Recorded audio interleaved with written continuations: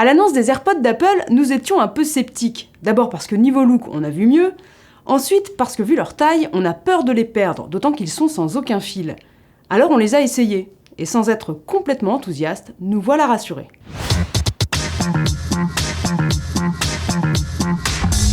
D'abord, les AirPods tiennent bien dans les oreilles, en tout cas dans les miennes, ce qui n'était pas le cas des écouteurs filaires. Nous les avons portés au bureau, sous un bonnet, en courant et même en faisant de la corde à sauter. Les oreillettes restent en place contre toute attente. C'est un premier bon point. Deuxième bonne surprise, ces écouteurs sont compatibles avec tous les smartphones et pas seulement avec les produits d'Apple. C'est assez rare pour être souligné. L'appairage avec un iPhone est d'une extrême simplicité. Il suffit d'activer le Bluetooth, d'approcher les écouteurs et d'ouvrir leur écran pour que la connexion soit établie. Plus qu'une simple boîte de rangement, ce boîtier est en fait un chargeur pour les AirPods.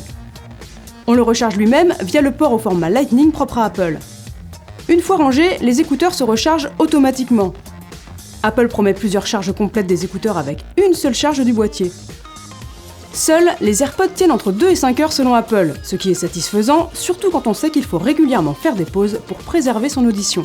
Sans test poussé en laboratoire, difficile de juger avec précision la qualité sonore de ces AirPods.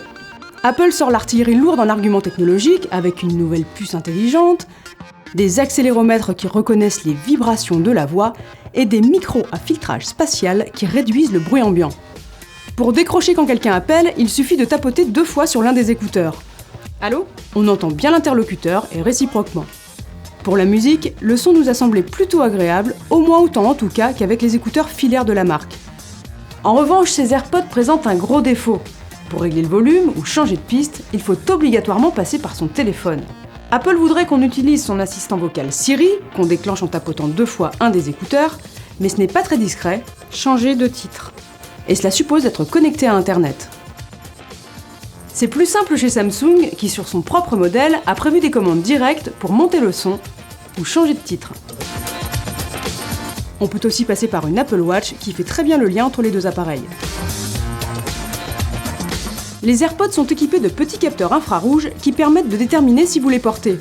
Du coup, la musique est automatiquement mise sur pause quand vous retirez un écouteur et reprend dès que vous le replacez dans l'oreille. C'est très pratique à l'usage. Apple vend ses écouteurs sans fil 179 €. Ce prix peut sembler élevé, mais il se situe en fait dans la fourchette du marché pour des oreillettes Bluetooth. Samsung vend par exemple les siennes 199 € et Jabra propose un modèle vendu lui 285 €. Pour finir, sachez qu'Apple a tout prévu en cas de perte. Vous pourrez racheter une oreillette ou le boîtier seul, mais il faudra tout de même débourser 75 € pièce. Pour aller plus loin, regardez notre vidéo de prise en main de l'iPhone 7 et notre dossier iPhone sur le site internet de Que Choisir. Pour rester connecté, abonnez-vous à notre chaîne YouTube.